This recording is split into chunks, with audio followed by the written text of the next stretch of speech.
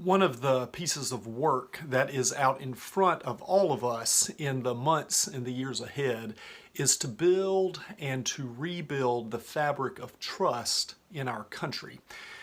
Now, while there has never been anything like a pure fabric of complete and total trust in our country or in our world, it does seem to be the case that what we are experiencing now is a widespread breakdown in trust. Neighbors don't trust each other, political opponents don't trust each other, and this breakdown in trust makes all kinds of other social cooperation a whole lot more difficult. It is harder to address common challenges when you don't trust the people with whom you are working. And a couple of things seem to be helpful for us to recognize in this. First is that all of us have a stake in building the trust in our communities. And secondly is that all of us have likely played some part in the breakdown of trust that we are experiencing.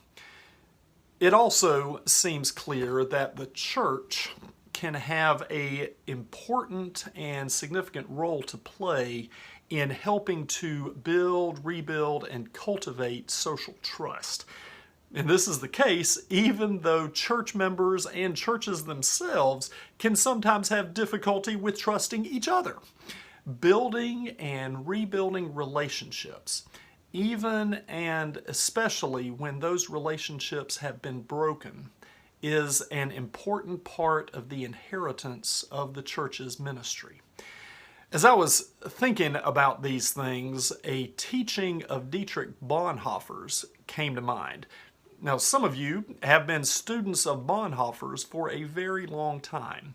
Bonhoeffer was a German Lutheran pastor and theologian in the first half of the 20th century, was executed by the Nazis in 1945, and was the author of a number of very significant books, including one of his masterpieces, The Cost of Discipleship.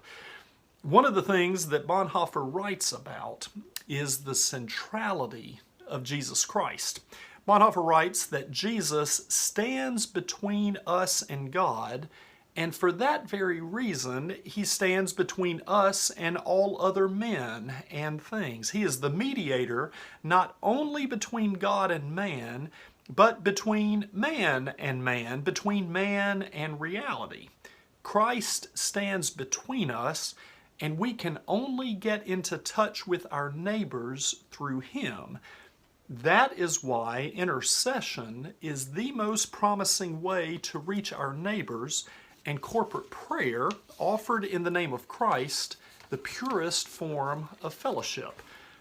So, according to Bonhoeffer, there are no direct human-to-human relationships. All of our relationships go through Christ, which means that Christ is already in the midst of every broken relationship, and that Christ is available to help rebuild trust in every human relationship.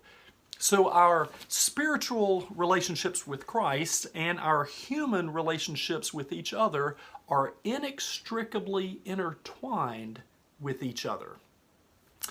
We'll have a lot more to say about these things in the months to come. Friends, be safe, be well, and may we see our neighbors, all of our neighbors, through the eyes of Jesus Christ. We'll see you soon.